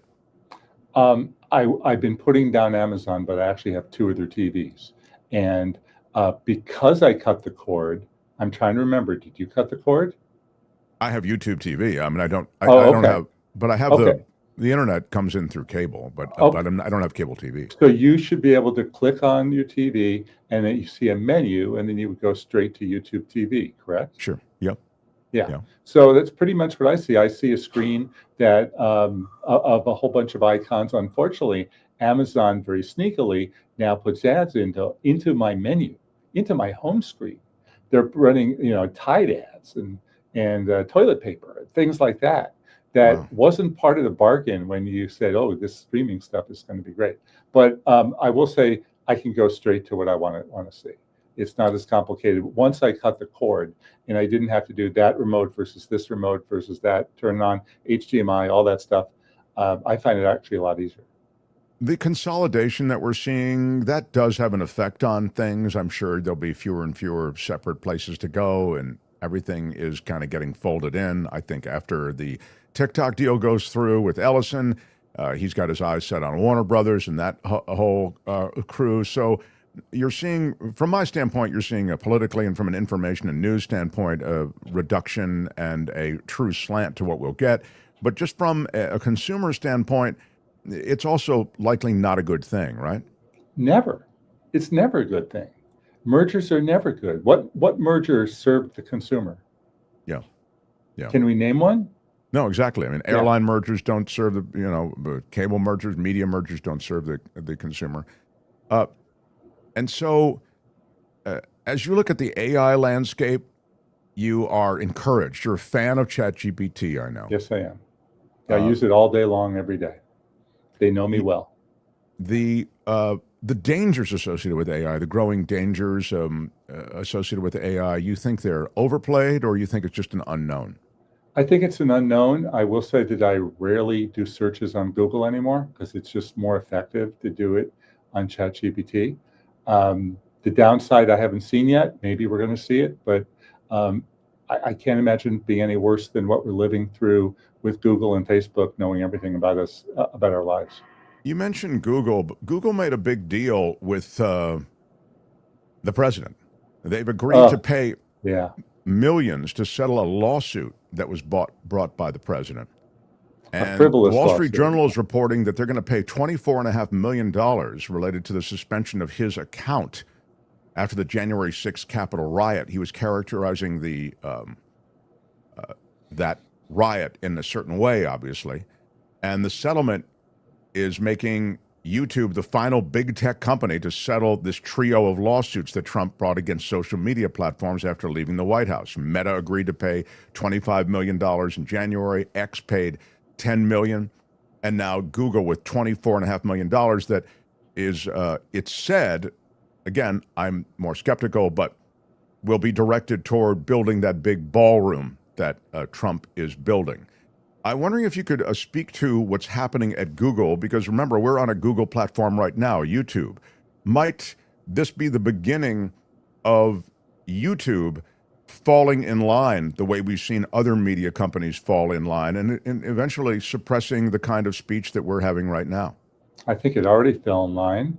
And I think I don't know, I'm not a lawyer, but I assume that from what I've read, that they figure it's less painful to pay the money and hope that that makes the problem go away and that they won't be picked on. I think that's why they all do it. And as ABC learned, that didn't exactly work, did it? Well, exactly. I mean, you bend and you'll only be asked to bend more. That said, you need the government on your good side, or at least to stay out of your way. So I'm sure from Google's standpoint, it was precisely as you suggested, which is, hey, just pay it. It's I think easier. think it's a lot of work. I can't to start censoring you and all the other people that are live streaming all day long. I don't know how they would change that algorithm to do that. They have a lot of divergent voices. I can't see them going all red. I just don't see it. Well, I hope you're right. I think the arithmetic and the algorithm tweaks are kind of simple. Again, you know more about this stuff than I do, but they can easily dry clean your feed of a lot of liberal talk that's viewed as just that, lefty, enemy of the state talk. I mean, all they have to do is that kind of label and follow through with some kind of adjustment in the algorithm, and it's done, up to and including eliminating you from the platform. That is all true. And, if that was to happen, there's always another platform to go to. So hello, Substack, Mark. Nothing panics Jefferson Graham. My wife keeps saying There's never been anything like this. My wife keeps saying there's going to be a shutdown tomorrow, and I say I prefer to be positive, and hopefully, usually they end up caving at 11. They do, although these are, I don't know if you know, but this is a different crew. We could try ignoring it, sir. All right. I love my Jefferson Graham. You can find him on YouTube doing Photo Walks TV. Jeff, thank you for being here. Appreciate you all the time, and we'll miss you. I think you're going to be on the road for a little while. So yes, I'll be in Boston next week. All right. All the best, my friend. Thanks. Bye-bye. Bye-bye. I'm loving them. I am loving them. The Mark Thompson Show.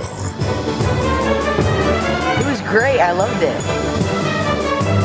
How would you handle this? We could try ignoring it, sir. Morning.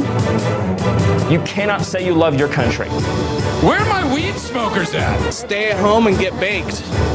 Right on, everybody. Thank you for hanging out with us. It's a live show, and many of you are live as well. But we welcome so many of you and appreciate so many of you. A big virtual hug to anyone who is listening or watching in delay. Most people take the show in delayed, and we love that you spend time with us, and that we are here for you is a wonderful luxury as well, and we never lose sight of that. Smash that like button, regardless with your iron rod of when you're checking us out. Smash it like a boss. Eugenio de Arnau with a $5 super sticker, $5. Big shout out. I appreciate it, and I thank you. Mr. Adkins. I'm sorry. Here we go. Luis, David Cay Johnston, what is your prediction in months until Donald Trump's cognitive decline and my hypothesis, Alzheimer, leads to his removal? I don't think David Cay Johnston would have he said it without giving you months.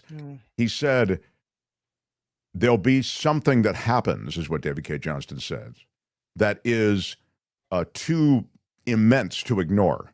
And that's the moment it'll happen. I don't know. Obviously, if it's something of great immensity, maybe that would be it. But a lot of things, look it up. Look it up. If Trump himself doesn't step away, and he doesn't seem like the kind of guy who wants to step away, I would say there's very little chance of him being removed. Now, that doesn't mean that, again, something of great immensity, a stroke, some kind of gargantuan event that he was part of, then, I get it. You can't ignore it. But if you look at what has to happen, the votes required just from his cabinet to lead to removal, it would be quite extraordinary. Not to say it won't happen, but I'd say it's just not a hair trigger thing. So that's you remember when Ronald Reagan, after he was out of office and people realized how diminished he'd been, and there were questions about, well, who was really running the show then? One wonders when you see Trump not being able to answer questions or kind of being confused and not really getting things, is he really running the show? Yeah. I mean, I think you only need to look at the tariffs to know he still is running the show. I mean, 100% tariffs just declared on everything from Hollywood movies to big trucks. Kitchen cabinets. Kitchen cabinets on top of the stuff. He's just pulling it out of his, presidential rear. The lunatics are on the grass, says Richard Delamater with a $2 super chat. Thank you, Richard. Scott Rittenberg says with a $2.50 super chat, Steve Jobs was the son of Syrian immigrants. That's right. Yeah, he was. By the way, Steve Jobs, I think I saw this on a posting. Maybe you saw it, Tony. Did you see the Steve Jobs posting where he was talking about the fact that, this was posted obviously so long ago when he was alive, that everything he's talking about, all these immense breakthroughs in computing, in gadgetry, in hardware, in software, they're all going to be obsolete in 10 years. He was making the point. He was talking about the development of technology and the fact that even as I introduce these breakthrough technologies, they're going to be obsolete in 10 years. Mm-hmm. Yeah, that's the whole Moore's law stuff, right? That, that was the constant. It's like a constant doubling always. Yeah. Thanks, Tony. Yeah. Cindy with a $10 super chat. Love David Cay Johnston visits. Hard month. Can't wait for the relaxing after party. Yeah. Kim has this after party, the After Party Live, it's called, and she does it over on a channel called the After Party Live. Very brilliant marketing. Subscribe. Yeah. Come subscribe. Hang out. She does no politics. She kind of hangs out and just gets drunk and talks about stuff. That's right. There you have Luis with the $5 super chat saying the new DEI under IPA Pete. I love that you call him IPA Pete. D is for divisive, E for extremist, and I for incompetent. You can drink on it, says Louis. Very clever, sir. Scott Rittenberg, thank you for the $1.25 super sticker. Big shout out. Scott Rittenberg, also the $5 super chat, says, from day one, Google, from day one, Google. I hunt daily for the link to this live show, even though I'm an OG of this show on here, but I am on YouTube will block no ads, 50 ads work. I don't know. But I would say this kind of to your point a little bit. You need to always make sure you're still subscribed to the show. Please subscribe and hit the notification bell. And there is a natural rolling that they do. So I wouldn't think it would affect somebody like Scott Rittenberg, but they can bump you off and you have to kind of resubscribe. So make sure that you're subscribed. He should look up the War of 1812, says Mr. Adkins. I guess that relates to those remarks made today in Quantico. Zero sum, I'd rather run my upper lip through an industrial. Okay, I'm not going to read. I don't want to miss the Mark Thompson show, is what he's saying. I can't read like some kind of, it was funny, but the YouTube doesn't, it looks askance at stuff like that. Dorothy says, what, are they planning to use the military to round up all Americans who are independent, Democrat, anyone? That's the concern. That is the concern. The othering of the radical left. So yeah, Dorothy, there is a concern in that area. Now you can say, oh, come on, please. Well, I mean, the normalizing of troops in American cities, that you can argue is the beginning. But again, this is, it's all unfolding. There are two shows, Miller and Vote, that are running the scary show. Trump is running the flashy show, says Amy B. I think there's some truth to that. Trump's running the kind of clownish show, where you go, oh, come on, man. It's grandpa he's just being nutty. He goes on, doesn't really know where he is half the time. Whereas Miller and Vote have their act together. Vote at OMB, the Office of Management and Budget, controlling the money, has openly talked about the fact that he wants to make it government a place where people don't want to come to work anymore. They actively, this is Russell Vogt speaking, and you can find it. I mean, literally, you can see him saying these things I'm talking about. The fact that the dismantling of government is a centerpiece of what they're doing. And so they are going to get rid of all of these government employees that they feel are expendable. That's Russell Vogt. He is insanely competent. in That's why this. everything's happening so fast, too. And it was all laid out in Project 2025, so there was a strategy and blueprint for what's happening now. Add to that the truly craven nature of Stephen Miller, who also has his act together. I mean, again, these are devious acts. These are horribly dark acts, grim acts, but they have their acts together. And Stephen Miller is the other. So I think you're right. Those are the twin towers of badness. And Trump is the clownish distraction, but doing his own damage as well.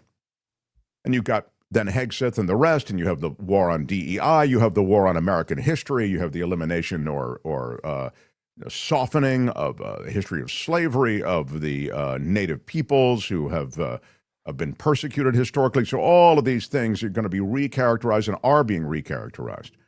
I think the Dems have horrible leadership at this point. Schumer is worthless, says Randy, and Jeffries isn't far behind. Yeah, I think what is really missing from this leadership is, again, a messenger that people spark to. I hate to say it, but in the landscape of media now, you need a charismatic communicator. And I don't think the Democrats have one that has achieved the kind of profile that breaks through. And here's the problem. You know, you may say, no, look, there are those. I mean, you know, the Pritzkers of the world, but I would say, yeah, but the guys who have to come out of the White House and speak before the microphone, it's Chuck Schumer and Hakeem Jeffries. Why? Because they've been deputized to do that. So to the degree that they aren't punching through, that's a problem. And so those are the guys who kind of have the responsibility to do it. So I think Trump's health is a lot worse than they dare to admit, says Ola Hansen. Yeah, I mean, I think that's clearly true. There's an irony to that, right? Because he keeps talking about the auto pen. He puts up a picture of Biden and that wall of presidents. The wall of presidents probably was just created so that he could put up the auto pen picture of Biden instead of the actual picture of Biden. And yet he himself is beginning to check out. And we're seeing it in more and more obvious ways. Phineas says, Mark, with all of the migrant workers gone, who is farming our crops? When will we start to starve? Well, the answer is already there are farmers and farms, industrial farms, small farms that are feeling the effects of these migrant workers no longer showing up to work. There's been a chilling effect. It is also true in other businesses. When will we begin to starve? I mean, I don't know. I mean, the price of food is going to be continued up. Up. And the pressures on pricing associated with what I've just described will continue to be an issue. So, yeah. If everyone just watched the news, we wouldn't be here, says Cousin Erie. Well, I mean, and they would say, or somebody would say, well, it depends what news you're talking about. You mean the liberal news? If everybody watched Fox News, we wouldn't be here. I mean, everybody does watch Fox News, and that's the problem, I would say, on some level. But you get my point, which is we're in our news silos, and that's one of the things that AI does in a big way. Remember, we had that conversation last week about that. The CC Ryder says this, and when we got to really wrap up. I disagree with the approach by Ossoff. We were talking about Ossoff's approach to, apparently he talks about, I think corruption is a great thing to focus on, and he does too, I guess. We need to stop the false equivalency with corruption on both sides. Where you say, well, there's corruption on both sides, but there unprecedented, daily, staggering corruption in the Trump White House. There is no comparison. Show it. I agree with CC Ryder on this. I don't mind a tip of the hat or a nod, and I look back at first base once in a while when it comes to corruption being a problem in America and in American politics, mostly because of a system awash in money.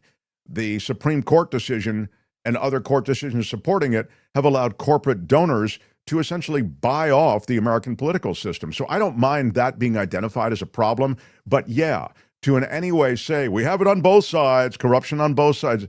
Yeah, that's true, but that's like saying there's crime on both sides of the street while one side is being ransacked and another side just has a couple of holdups.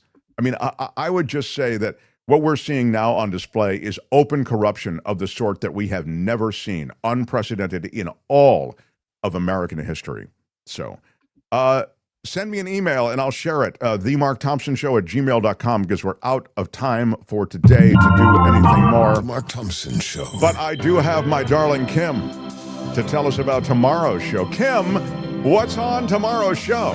We've got John Rothman coming up tomorrow. Come on, the professor. Yeah. Yeah. And Belinda Weymouth, our eco-journalist, is a traveler, and she sent us in a great video that we'll play tomorrow as well. I love that, Belinda Weymouth. Man, there's a lot going on. Tony is taking the rest of the week off to work his other 13 jobs. Yeah. This is his 14th. There is no off day for me. No, it is true. He is working all the damn time. Tomorrow, either tomorrow or Wednesday, I'll have an announcement about the next virtual meetup that we're going to do. Yeah, it's weeks away, so you don't have to worry.